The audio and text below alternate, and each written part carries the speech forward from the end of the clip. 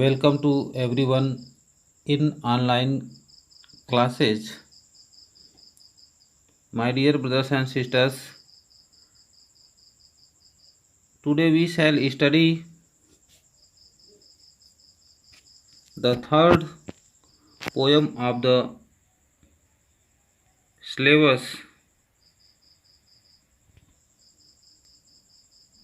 The name of the poem is On His Blindness.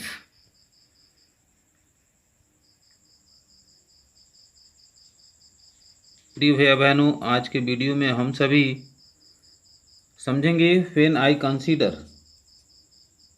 यहाँ से समझेंगे रिटर्निंग चाइल्ड। यहाँ तक का हिंदी और इंग्लिश एक्सप्लेनेशन आप समझेंगे। तो सबसे पहले आपको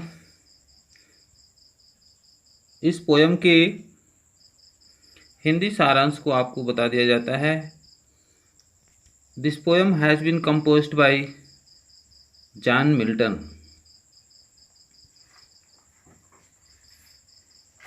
इस कविता को कवि जॉन मिल्टन लिखे हैं। जॉन मिल्टन 44 वर्ष की उम्र में अंधे हो जाते हैं। जॉन मिल्टन कवि 44 वर्ष की उम्र में अंधे हो जाते हैं और जॉन मिल्टन सदैव ईश्वर की प्रशंसा में कविताएं लिखा करते थे।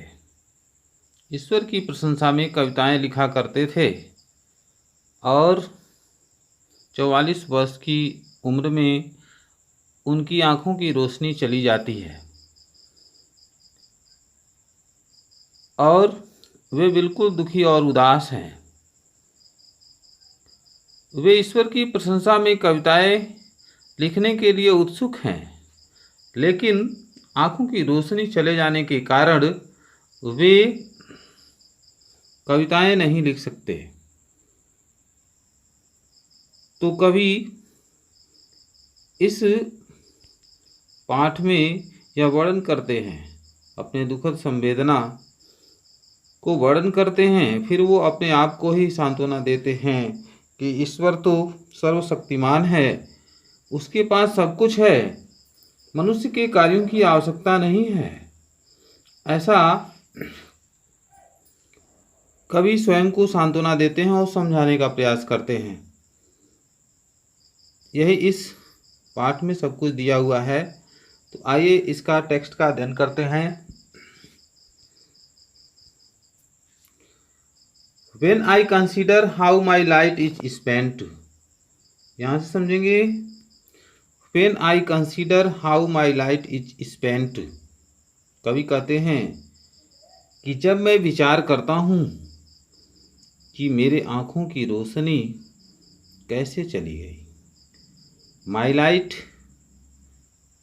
लाइट का अर्थ यहाँ पर है मेरे आँखों की रोशनी। When I consider माना विचार करना, सोचना। तो इसमें कवि कहते हैं कि जब मैं विचार करता हूँ कि मेरे आँखों की रोशनी कैसे चली गई, अर्थात कवि जब 44 वर्ष की उम्र में अंधे हो जाते हैं तो कवि यह विचार करते हैं कि मेरे आँखों की रोशनी कैसे चली गई।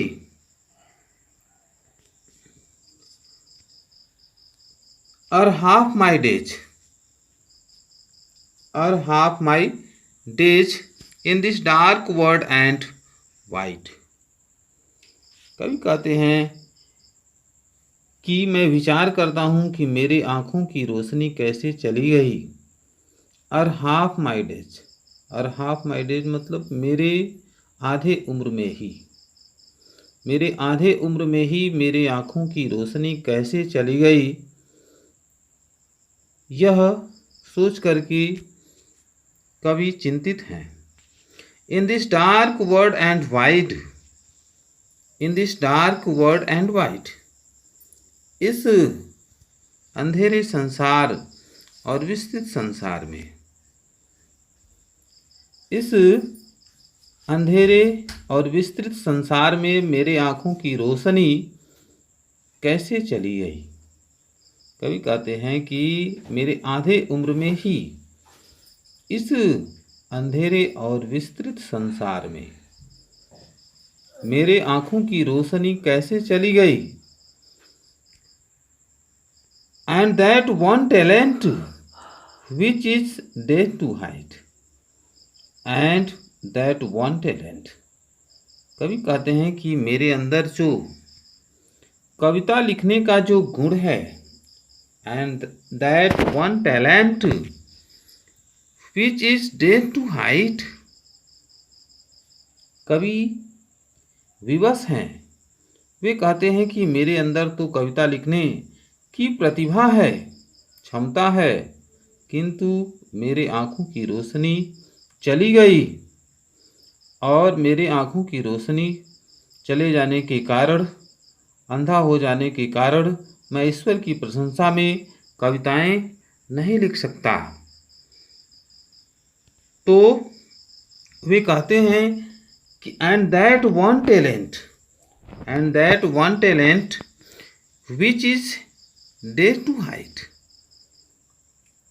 और वह एक प्रतिभा, टैलेंट मतलब गुण, प्रतिभा, एंड दैट वन टैलेंट, और वह एक प्रतिभा, कवि कहते हैं कि मेरे अंदर जो प्रतिभा है, जो टैलेंट है, जो गुण है, which is dead to hide, जो मृत्यु के बाद छिप जाएगी।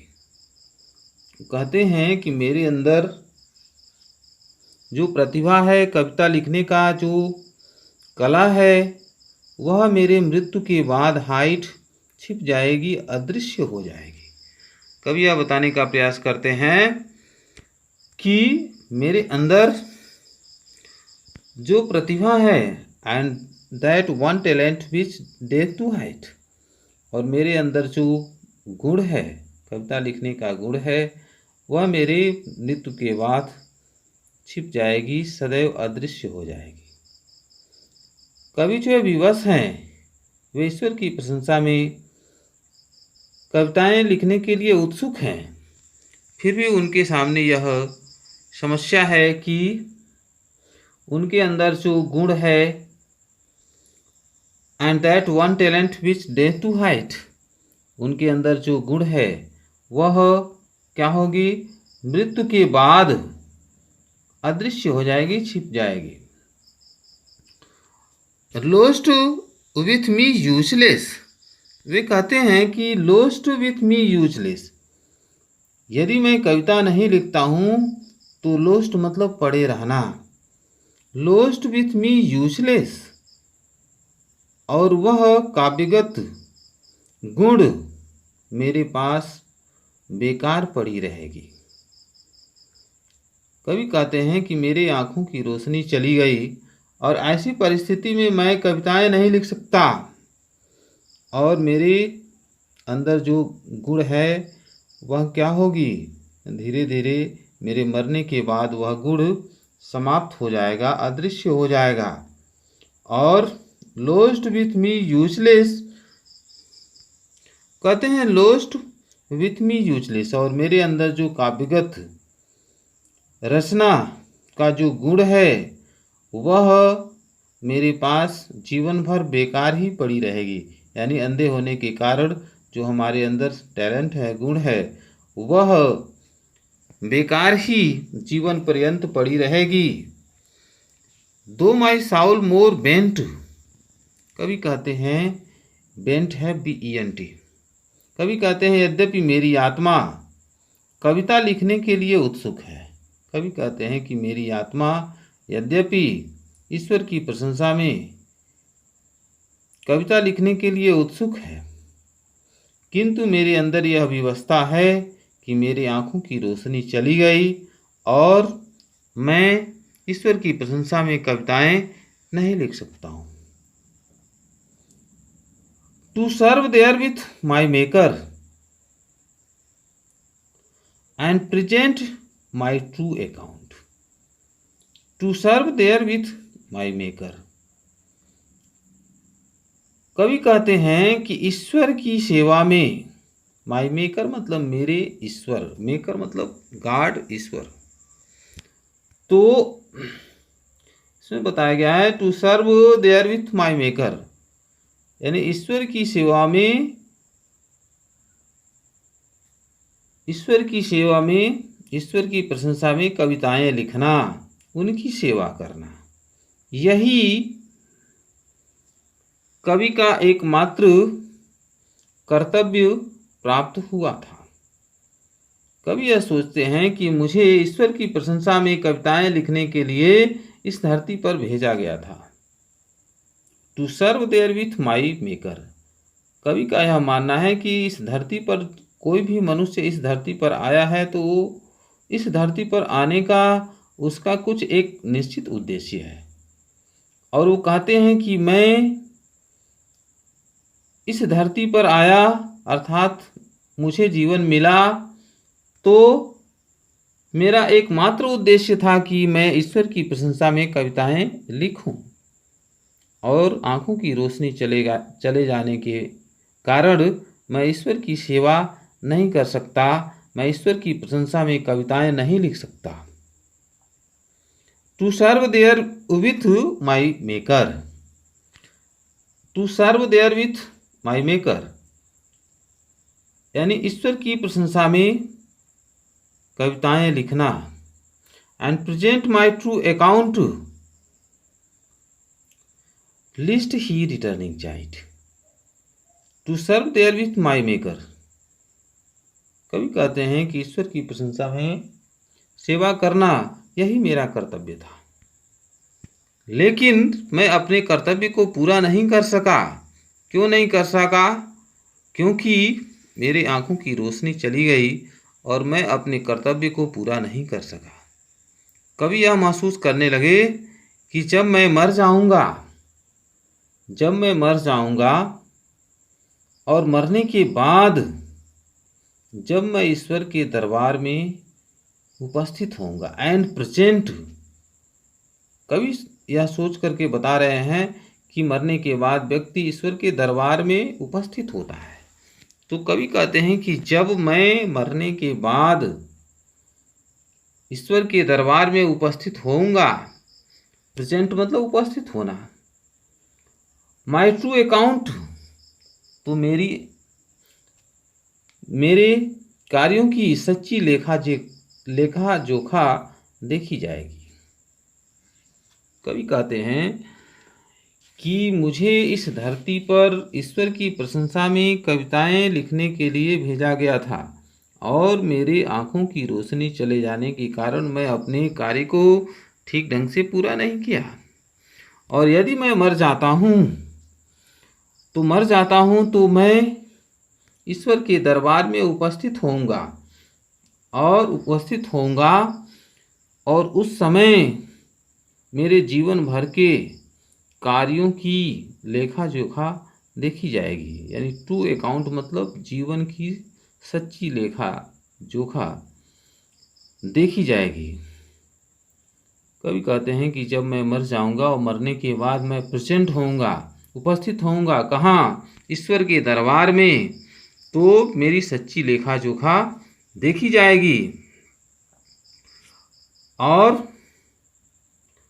उस समय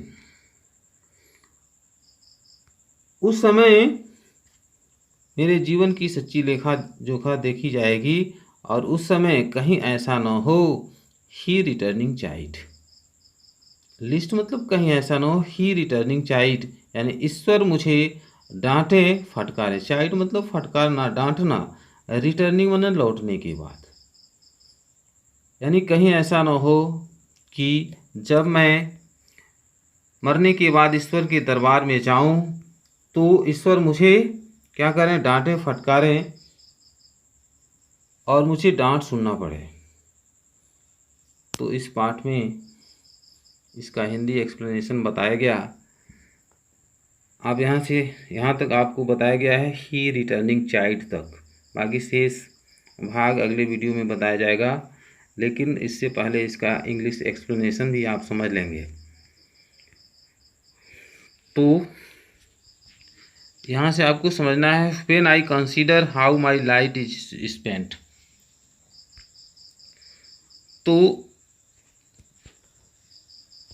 the poet becomes blind at the age of 44। The world appears to him dark and full of troubles. God gave him the talent of composing poetry. The poet is sad because he cannot make use of this poetic talent. The poet feels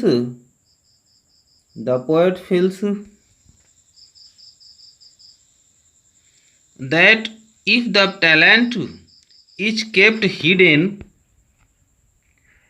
it is equal to moral death.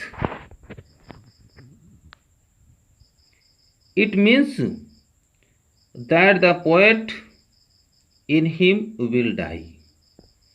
So he is anxious to serve God by that talent. In this way, he will be able to present before God a true account of life on the day of judgment. तो tip है बहनों, इसका English explanation भी बताया गया, जिसको आप ध्यान से समझेंगे, पढ़ेंगे, और इसका शेष भाग अगले वीडियो में सेंड किया जाएगा।